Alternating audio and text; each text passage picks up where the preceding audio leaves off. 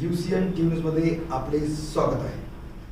भारतीय विद्यार्थी मोर्चाने आज जयशील कांबळे यांच्या नेतृत्वात समाज कल्याण विभाग महाराष्ट्र राज्याच्या कार्यालयासमोर जोरदार निदर्शन करून समाज कल्याण अधिकारी यांना निवेदन सादर केले आहे।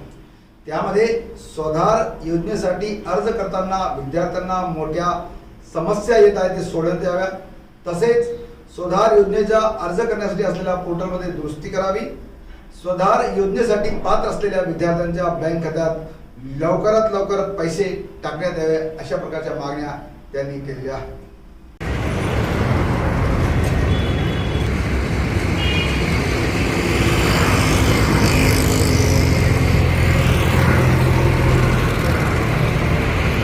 शिवाजी महाराजांचा जय असो, भारतीय विद्यार्थी मोर्चाचा जय असो, भारतीय स्वधारांच्या हक्काची नाही कुणाच्या बापाची, अरे स्वधारांच्या हक्काची नाही कुणाच्या बापाची, स्वधारांच्या हक्काची नाही कुणाच्या बापाची, अरे शिक्षणाच्या हक्काचं नाही कुणाच्या बापाचं, अरे स्वधारांच्या हक्काची नाही कुणाच्या बापाची, स्वधारांच्या हक्काची नाही कुणाच्या बापाची, शिक्षणाच्या हक्काचं नाही कुणाच्या बापाचं, शिक्षणाच्या हक्काचं नाही कुणाच्या बापाचं, स्वधारांच्या हक्काची नाही कुणाच्या बापाची, भारतीय विद्यार्थी मोर्चाचा जय असो, भारतीय विद्यार्थी मोर्चाचा जय असो, भारतीय संविधानाचा जय असो, भारतीय संविधानाचा जय असो, अरे स्वधारांच्या हक्काची नाही कुणाच्या बापाची, अरे स्वधारांच्या हक्काची नाही कुणाच्या बापाची, शिक्षणाच्या हक्काचं नाही कुणाच्या बापाचं, अरे शिक्षणाच्या हक्काचं नाही कुणाच्या बापाचं। आज आपण समाज कल्याण कार्यालय येथे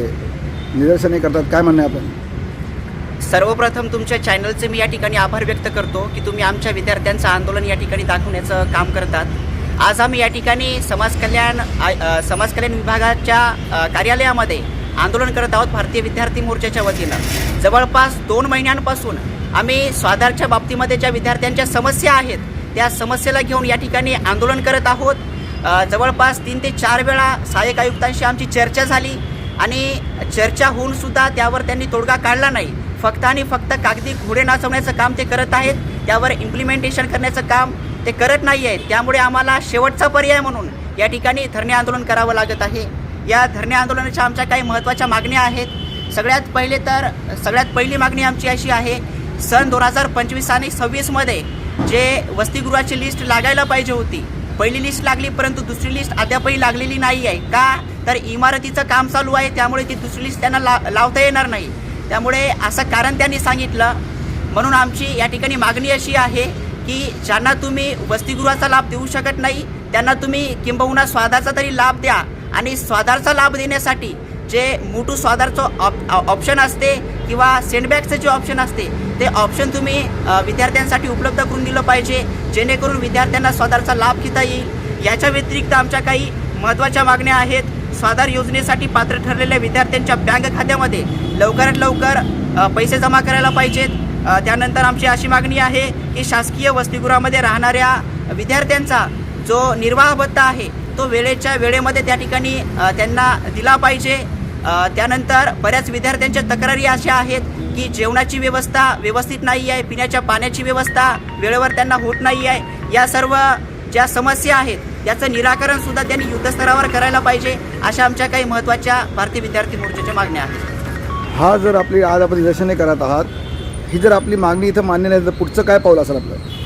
या ठिकाणी आम्ही जे आंदोलन करत आहोत, आंदोलनाला जर का आम्हाला सकारात्मक प्रतिसाद प्रशासनाच्या माध्यमातून मिळाला नाही तर समाज कल्याणचं जे आयुक्त आहे पुणे या ठिकाणी, तर आम्ही संपूर्ण महाराष्ट्रातील जे विद्यार्थी आहेत, कारण भारतीय विद्यार्थी मोर्चा हे संपूर्ण देशभरामध्ये पसरलेला आहे, संपूर्ण महाराष्ट्रामध्ये पसरलेला आहे।